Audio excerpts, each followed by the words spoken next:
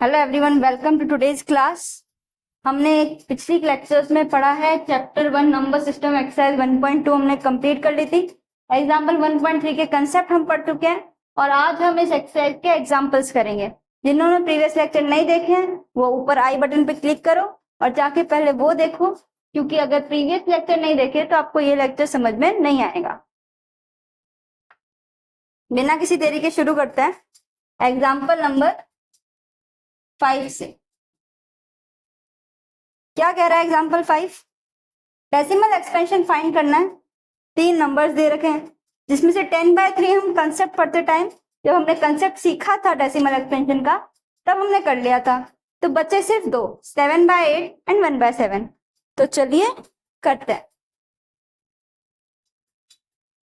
तो पहला आप ले लो 7/8। जिन्होंने प्रीवियस लेक्चर देखे उनको पता है डेसिमल एक्सपेंशन किससे करते हैं, डिवीजन से,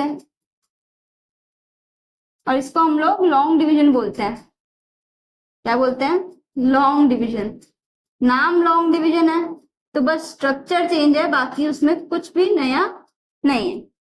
7/8 है तो लॉन्ग डिवीजन का स्ट्रक्चर कुछ ऐसा होता है, जिसको डिवाइड करना है वो इधर, जिससे करना है वो इधर। 8 के टेबल में 7 तो आ नहीं सकता और आगे कोई नंबर है नहीं, तो क्या करते हैं, पॉइंट लगा देते हैं और ये आगे क्या लगाता चला जाएगा, 0, 64 और यहाँ पे आपको रिमाइंडर मिलेगा 6।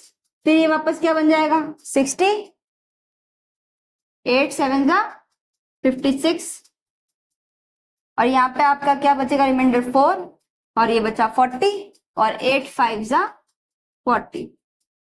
मुझे नहीं लगता इसमें कोई डाउट है क्योंकि ये सिंपल क्या है, डिवीजन है। तो इसका आपका आंसर क्या आया, 7/8 को डेसिमल फॉर्म में क्या लिख सकते हैं, 0.875। ये डेसिमल में हमको क्या मिला, रिमाइंडर 0 मिला। इसके एक्सपेंशन में रिमाइंडर 0 मिला, इसका मतलब ये हम डिवीजन कहीं ना कहीं जाके रुक गया, टर्मिनेट कर गया। तो ये डेसिमल एक्सपेंशन कौन सा होगा वो भी साथ में लिखना, टर्मिनेटिंग। टर्मिनेटिंग डेसिमल एक्सपेंशन, ये हम सब में मेंशन करेंगे कि कौन से टाइप का आपका ये एक्सपेंशन है। कर लिया एग्जाम्पल नंबर 5 का फर्स्ट पार्ट। अब आ जाओ सेकंड पे। सेकंड था 1/7। सेम फॉर्मेट बनाओ, 1 7। सेम 1 नहीं आ सकता तो 0 पॉइंट और ये 10, 7 1 जा 7, तो यहाँ पे आपका रिमाइंडर बचेगा 3। फिर ये 30 बन जाएगा, 7 4 जा 28। फिर रिमाइंडर बचेगा 2, फिर ये 20 बन जाएगा, 7 2 जा 14। फिर रिमाइंडर बचेगा 6, ये 60 बन जाएगा, 8 टाइम्स 56। फिर ये 4 बन जाएगा और ये 40 बन जाएगा।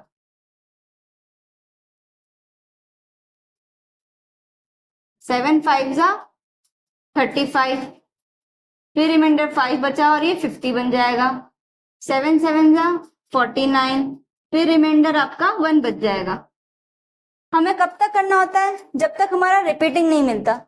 अब ये 1, यहाँ पर 1 रिमाइंडर मिला है, यानी कि अब हम 1 को डिवाइड करेंगे 7 से, और स्टार्टिंग में भी हम किसको डिवाइड कर रहे थे, 1 को 7 से। मतलब कि जब 1 को 7 से डिवाइड करने पे ये सब आया, तो जब हम वापस 1 को 7 से डिवाइड करेंगे तो सेम चीजें रिपीट करेंगे। कैसे, ये 10 बनेगा, स्टार्टिंग में भी 10 बनाया था, फिर यहाँ पे 1 आएगा तो यहाँ पे 7 1 7 और रिमाइंडर क्या बच जाएगा, 3। ऐसा ही तो किया था, तो यानी यहाँ पे क्या हो गया, 1 से शुरू हुए थे और वापस 1 पर आ गए, और आगे भी 4 2 8 पर यही चलेगा। तो ये क्या करेगा, रिपीट करेगा, और जब हमें रिपीटिंग मिल जाता है तब हम रुक जाते हैं। और 1/7 को क्या लिख सकते हैं, 0.1428571। 1 नहीं लिखेंगे, क्यों नहीं लिखेंगे, क्योंकि 1 तो क्या है, रिपीटिंग है, और इसमें हम क्या करेंगे, इसके ऊपर लगा देंगे बार, क्योंकि जो नंबर रिपीट करते हैं उनके ऊपर हम बार लगा देते हैं। तो एक बार इसका स्क्रीनशॉट ले लो, फिर हम इसको इरेज करते हैं और नेक्स्ट एग्जांपल करते हैं।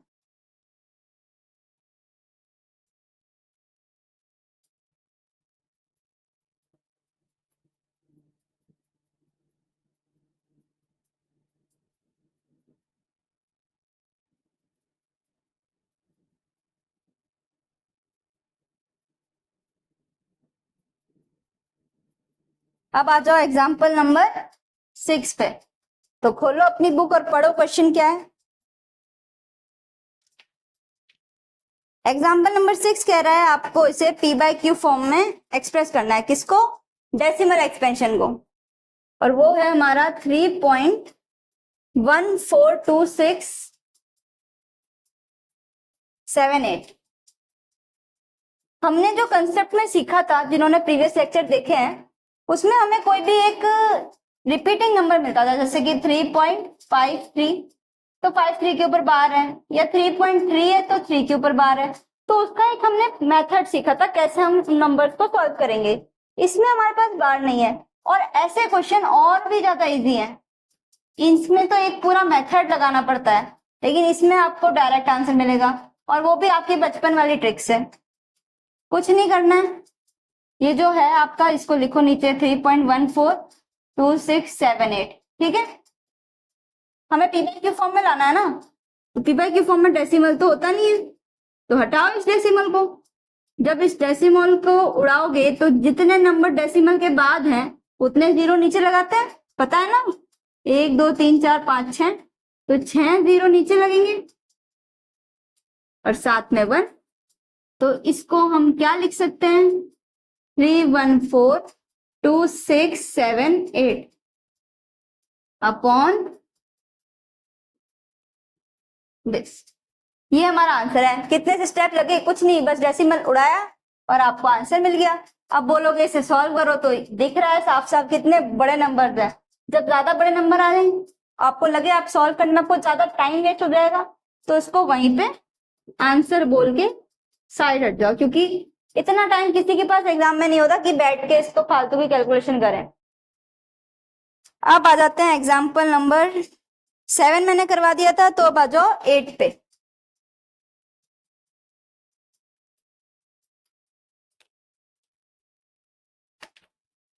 अब एग्जाम्पल नंबर 8 क्या बोल रहा है? 1.27 के ऊपर बार है, और इसे क्या करना है? हमें चेंज करना है, मतलब रिप्रेजेंट करना है पी बाई क्यू फॉर्म में। सेम क्वेश्चन है, जो यहां था वही आए, लेकिन यहां कौन सा मेथड यूज होगा जो हमने कंसेप्ट के टाइम पे सीखा था। इसमें क्या होता है, जो आपको रिप्रेजेंट करना है उसे हम क्या करते हैं? लेट करते हैं। 1.27 का जो बार है, इसको हमने लेट कर लिया कि ये क्या है? एक्स है। एक्स ये है, लेकिन हम इस एक्स को क्या लिख सकते हैं? 27 के ऊपर बार का मतलब क्या होता है? 27 रिपीट करेगा, यानी कि 27 27 ऐसे ऐसे चलेगा। एक्स ये हो गया, ये हमारी हो गई फर्स्ट इक्वेशन। अब क्या करना होता है? जितने नंबर्स पे बार है, कितने पे है? 2 पे, तो उतने ही जीरो वाले 10 से आपको इसे मल्टीप्लाई करना होता है। तो 2 जीरो वाला 10 नंबर कौन सा होगा? 100। तो इसको हम किससे मल्टीप्लाई करेंगे? Multiply by 100, multiply 1 by 100। पहली इक्वेशन को मल्टीप्लाई करना है 100 से, ये क्या हो जाएगा? 100x। और इसमें 100 से मल्टीप्लाई करोगे, जब हम मल्टीप्लाई करते हैं तो डेसिमल राइट साइड की साइड शिफ्ट होता है, और जब डिवाइड करते हैं तो लेफ्ट साइड की शिफ्ट होता है। मल्टीप्लाई कर रहे हैं तो राइट में शिफ्ट होगा, और 2 जीरो है तो 2 बार शिफ्ट होगा।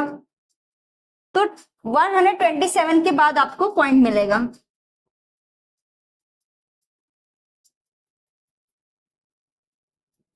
मिलेगा ये। इसके बाद मैंने क्या बताया था प्रोसीजर में? आपको इसमें से ये वाली टर्म को माइनस करना है,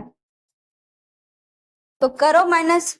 127 में से 1 जाएगा, डेसिमल के इधर वाला अलग से सब्ट्रैक्शन करना और डेसिमल के इधर वाला अलग से।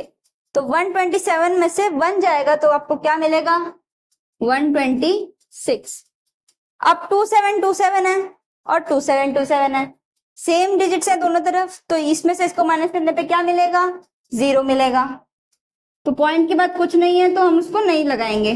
प्लस पहले बता चुकी हूँ कंसेप्ट के टाइम पे, माइनस करना है और उसके बाद उसमें सीधा ये जो आपकी x की वैल्यू थी ये प्लस कर देनी है।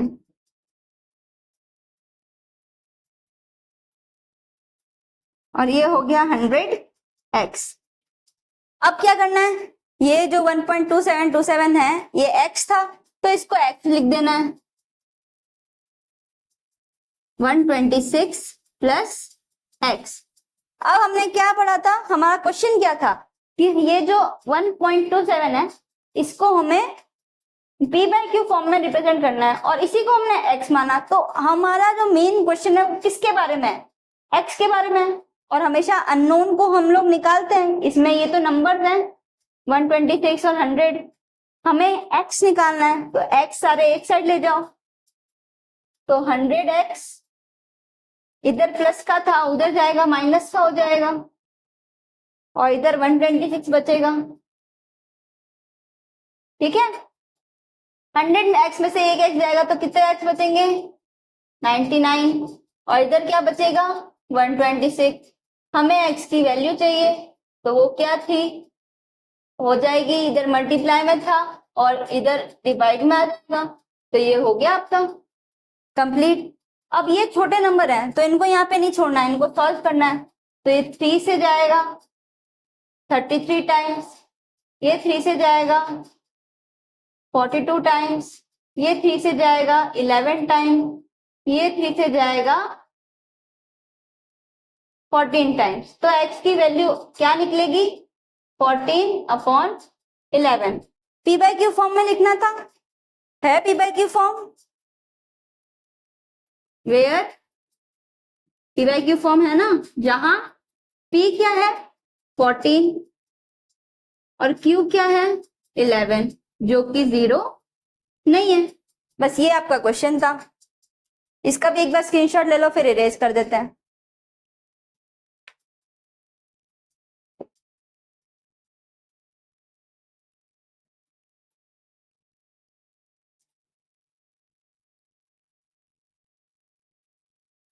जिन्होंने अभी भी प्रीवियस लेक्चर नहीं देखे हैं वो ऊपर आई बटन पे क्लिक करके एक बार देख लो, आपको और अच्छे से समझ में आएगा। और पूरी प्लेलिस्ट है क्लास 10th क्लास, तो 10th क्लास की सारी वीडियो आप वहां से देख सकते हो।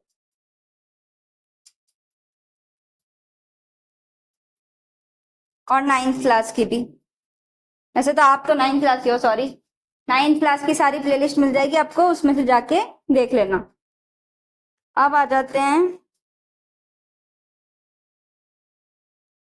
Example number 9। सेम क्वेश्चन है, कितनी बार करवाऊं मैं तुम्हें, आप मत बोल देना कि तुम्हें डाउट है इसमें।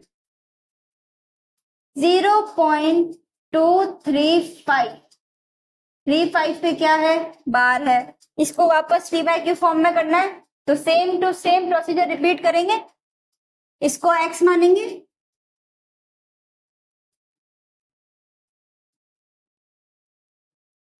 इसको उसकी ओरिजिनल टर्म्स में लिखा 35 रिपीट हो रहा है ना, 2 रिपीट नहीं हो रहा है, 2 यही है और 35 रिपीट होगा। इसको क्या मानेंगे, x मानेंगे और इसको बना लेंगे हमारी इक्वेशन नंबर 1। अब क्या करेंगे, बार 2 पे था तो इसको मल्टीप्लाई करेंगे, इक्वेशन 1 बाय 100 करो मल्टीप्लाई, 100 से मल्टीप्लाई करोगे तो ये x क्या हो जाएगा 100x, इधर पॉइंट शिफ्ट होगा 2 बार क्योंकि 100 है, तो 1 और 2 23 पॉइंट आपको मिलेगा। 5 3 5 3 5, ठीक है। तो इसको 5 3 मत समझना कि 5 3 रिपीट हो रहा है, रिपीट 3 5 ही हो रहा है, 3 5 3 5 5 तो हमारा क्योंकि ये पॉइंट इधर आ गया तो इस वजह से ये थोड़ा सा इम्बैलेंस हो गया है। कर दिया इसको। अब क्या बताया था, इसमें से इसको माइनस करना है, तो करो माइनस। 23 में से 0 जाएगा, 23 बचेगा। अब देखो 3 5 3 5 में से 3 5 3 5 जाएगा तो 0 बचेगा, लेकिन इस 3 5 के अलावा हमारे पास क्या बचा है वो देखो, ये 3 5 था, ये 3 5 था, तो इसकी तो हमें टेंशन नहीं है। ये 5 यहाँ पे एक्स्ट्रा है और ये 2 यहाँ पे एक्स्ट्रा है, तो इस 5 में से जब 2 माइनस करो तो क्या बचेगा 3। तो इस बार आपको पॉइंट के बाहर भी मिलेगा 3, हमेशा तो 0 मिल जाता था, इसमें आपको 5 में से जब आप इस 2 को माइनस करो तो आपको 3 मिलेगा। प्लस क्या लिखते हैं, जो हमारा x की वैल्यू थी 3535 लिख दी। अब क्या करते हैं, इस वैल्यू को हमने x माना है तो इसको यहाँ पे x लिख देते हैं।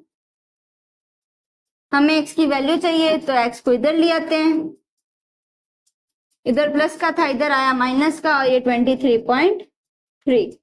इधर मिलेगा आपको 99x, इधर मिलेगा आपको 23.3।